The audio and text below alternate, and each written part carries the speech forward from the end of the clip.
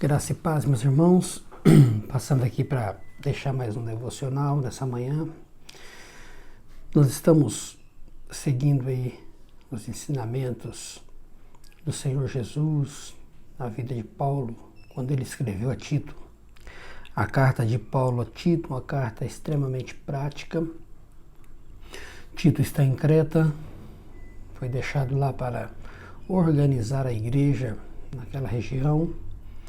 E nós já pontuamos algumas coisas. Paulo escreve para promover a fé que é dos eleitos de Deus. Paulo escreve com o propósito de instruir os irmãos.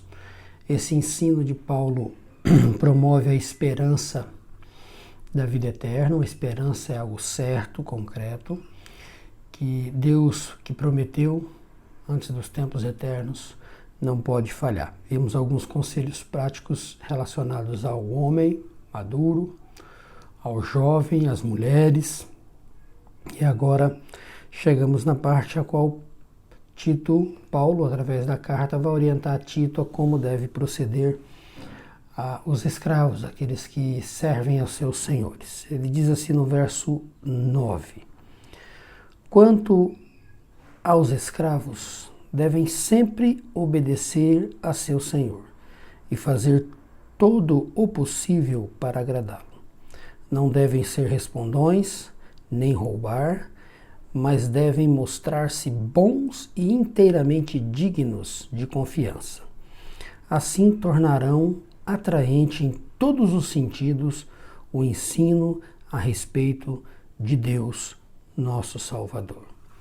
Obviamente nós estamos dentro de um contexto, essa carta está dentro de um contexto onde a escravidão, a compra de escravo, a obtenção de escravo era algo comum, algo praticado nessa cultura, dentro desse contexto em que a carta foi escrita. E aqui Paulo orienta Tito para que aqueles irmãos que ainda estivesse debaixo do senhorio de um senhor terreno, de uma pessoa terrena, como eles deveriam proceder. E a primeira coisa que Paulo orienta Tito é que eles devem obedecer em tudo o que for possível. É interessante que esse princípio pode ser muito bem aplicado hoje ao nosso trabalho. Quando trabalhamos, nós estamos sujeitos ou devemos ser submissos ao nosso patrão, ao nosso empregador. E ser submisso em tudo possível. Por que em tudo possível? Porque há coisas que não são possíveis de ser submissos. Devemos ser submissos em tudo aquilo que não vai contrário à vontade do Senhor. Se o patrão lhe pede para mentir, nós não devemos obedecer aos nossos patrões, porque mentir vai contra a palavra do Senhor, vai contra o caráter santo de Deus. Se ele pede para fazer um desvio, roubar, esconder, fazer qualquer outra coisa que desonra a Deus, nós não devemos obedecer. É certo que pagaremos, seremos demitidos, ou coisa pior, mas o que importa é obedecer a Deus. Mas naquilo que não ofende a palavra de Deus, nós devemos obedecer, né? Tratar os nossos patrões bem, o texto diz agradá-lo, não devemos ser respondões, não roubar, né? Mas devemos mostrar ser bons e inteiramente dignos de confiança. Aqui, Tito nos mostra o proceder de um cristão no ambiente de trabalho.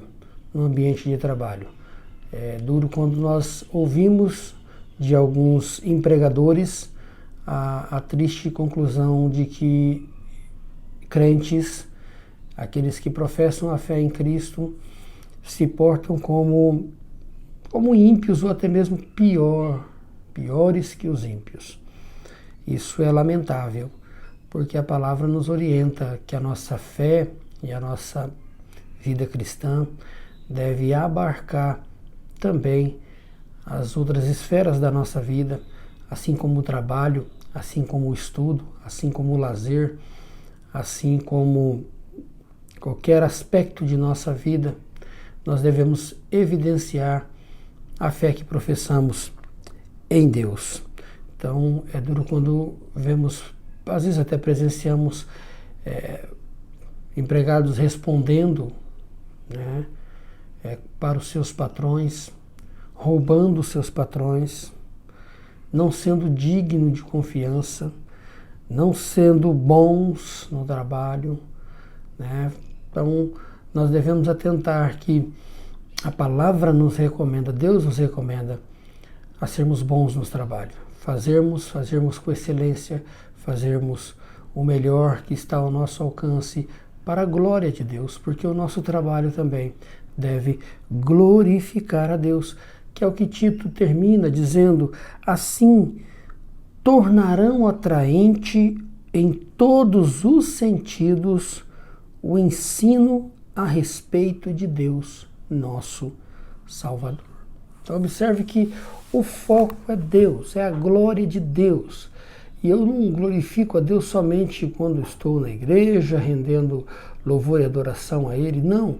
Aqui Tito nos mostra e nos dá amplitude para uma cosmovisão cristã que abarca tudo na nossa vida. É uma visão renovada de mundo. É o entender que o meu trabalho é um ato de louvor, de adoração, onde Deus é glorificado. Entender que quando eu vou ao estudo, à faculdade, à escola, é uma forma, é um meio de eu glorificar a Deus. Glorificar a Deus. E Tito fala como que um empregado, como que um servo pode glorificar a Deus. Ele diz, de maneira prática, ele diz: seja um bom empregado, não responda ao seu patrão, não o engane, seja digno de confiança, desenvolva o seu trabalho como se estivesse trabalhando ao Senhor Jesus. Ao Senhor Jesus.